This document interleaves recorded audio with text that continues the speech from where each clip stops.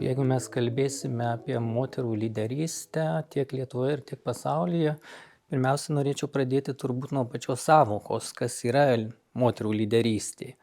Man moterų lyderystė tai yra moterų dalyvavimas, įsitraukimas, jų poveikis, kai moterys užima vadovaujančias pozicijas įvairiuose srityse, tiek mokslo srityje, verslo srityje, aukštajame moksle, nevyriausybinėse organizacijose. Kalbant apie tai, reikia pabrėžti, kad visgi lyčių lygybės kol kas mes neturime tiek Lietuvoje, tiek ir kitose Europos šalyse, arba jeigu kalbėsime plačiau, visame pasaulyje. Pasiremti galėčiau Lietuvos valstybės duomenų agentūros statistiką, jeigu lyginsime, kiek dirba aukštajame moksle vyrų ir moterų. Tai moterų aukštajame moksle 2022-2023 studijų metais buvo 4,5 tūkstančio, vyrų 3,5 tūkstančio. Tai sakytume, kad aukštajame moksle dominuoja moteris. Tačiau, jeigu mes pereiname ir tiksliname, kokias pareigybės jos užima, kokias funkcijas atlieka, situacija keičiasi. Žemiausiame lygmenyje asistento lektoriaus dominuoja moterys, kuo aukštesnė pareigybė, tuo moterų skaičius yra mažesnis. Jeigu pereiname prie profesorių skaičiaus, tai šiuo atveju vyrų skaičius yra didesnis. Vyrų yra 780, o moterų 550. Tai statistika akivaizdi, kad lyčių lygybės šiuo klausimu nėra. Jeigu kalbėsime apie aukščiausio lygių vadovus, tarkime rektorius, tai reikia pastebėti, kad Lietuvoje rektorės, kaip reiškinys, jeigu taip galėčiau pavadinti, atsirado tik pastarąjį dešimtmetį. Pirmoji moteris rektorė buvo inauguruota 2012 metais, tai LCC tarptautinio universiteto, kanadietė moteris, daktarė Merlin Wall. Na, o Lietuvoje tai moteris rektorės žinome, tai pirmiausia Mykolo Riomerio universiteto rektorė, Lietuvos dailės akademijos rektorė, Lietuvos muzikos teatro ir akademijos rektorė ir sporto universiteto rektorė. Taigi nelygiavertis atstovavimas akivaizdus.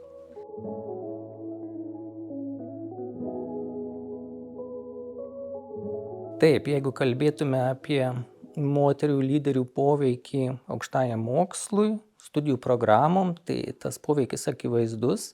Pirmiausia, sakyčiau, kad moterys lyderės formuodamos politiką, jos gali propaguoti lyčių lygybę ir skatinti įtrauktį. Nepasireiškia šališkumas, priimant į darbą, suteikiant galimybės dalyvauti projektuose. Moterys lyderės yra kaip pavyzdys kitoms moterims, kurios šiuo momentu yra nelyderiaujančios, bet moters buvimas lyderiaujančioje pozicijoje jas gali įkvėpti ir nukreipti tam tikrą linkme. Taip pat moterys gali formuoti mokslinius tyrimus srityse, kurios susijusios su lyčių lygybė. Trūkumas toksai yra tyrimų, Lietuvoje yra atliktas toksai tyrimas, išsamus, išleista monografija, tačiau daugiau tokių tyrimų nėra. Tai šią spragą reikėtų užpildyti. Taip pat tikriausiai moterys lyderės galėtų labiau būti įtraukiamos į STEM veiklas, nes šioje srityje moterų reprezentacija yra nepakankama. Tai susiję yra su vadovavimo stiliumi. Žinoma, asmenybės yra skirtingos, tiek vyrai, tiek moterys, įvairūs vadovai gali būti, bet moksliniai tyrimai teigia, kad moterų vadovavimo stilius yra šiek tiek kitoks nei vyrų. Jos labiau linkę bendradarbiauti, bendrauti ir įtraukti. Tai šiuo aspektu, priimant organizacijos sprendimus, tie sprendimai yra įvairesni, apsvarstomas galimybės iš įvairių pusių ir todėl galbūt yra lengviau prieiti sprendimo. Esant lyčių lygybei mes išvengtume šališkumo. Šališkumo tiek įdarbinant personalą, tiek skirstant finansavimą, tiek norint užtikrinti, kad vaiko priežiūros politika būtų vienoda. Tai šie aspektai iš tiesų yra svarbus. Man tenka dirbti universitete, kuriame administracinėje vertikalėje, bent jau toje, kur aš pats esu, yra dominuojančios moterys. Tai rektoriai moterys, vicerektoriai moterys, akademinių reikalų centro direktoriai moterys, dekaniai moterys, instituto direktoriai taip pat moterys. Tai pačiam man neteko stebėti, nesu susidūręs su tokiais dalykais. Tačiau manyčiau, kad visgi galėtų būti tam tikrų trikdžių, tam tikrų niuansų, kurie galėtų sukelti moterų nelygiavertišką dalyvavimą valdžios organuose. Pirmiausia, tai susiję su stereotipais, kad moterys ne visada gali būti vadovais. Tie stereotipai atėję gali būti pasąmoniniai. Taip vadinamas pasąmoninis nešališkumas, kai mes vaikystėje stebėdami savo šeimos modelį, mes matydavome, kas yra vadovaujantis šeimoje. Ir tas pasąmoninis nešališkumas gali taip pat atsispindėti priimant tam tikrus sprendimus, taip pat įtraukiant moteris į vadovavimo organus. Kitas momentas gali būti simbolinis lyderio vaidmuo. Tam tikrų asmenų akyse ir supratime moteris vadovė kartais gali būti traktuojamas kaip simbolinis asmuo, pastatytas užimti šią poziciją. O iš tikrųjų manoma, kad už moters stovi vyrai, kurie priima sprendimus, nes neva moterys negalėtų priimti tų sprendimų. Ir čia vėlgi taikomi dvigubi standartai, gali būti taikomi dvigubi standartai, moterys turi įrodyti, kad jos stiprios ir pajėgios atlikti tam tikras užduotis, įdėdami dvigubai daugiau pastangų.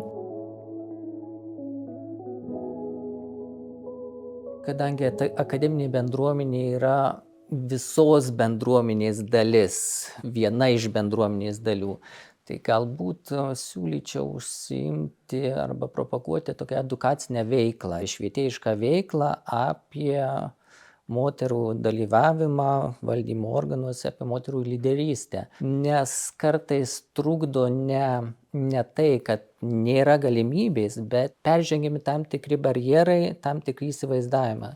Tai manyčiau, sukūrimas projektinių edukacinių programų plačiai visuomeniai padėtų. Ir ta plačioji visuomenė irgi yra viena iš akademinės visuomenės dalių.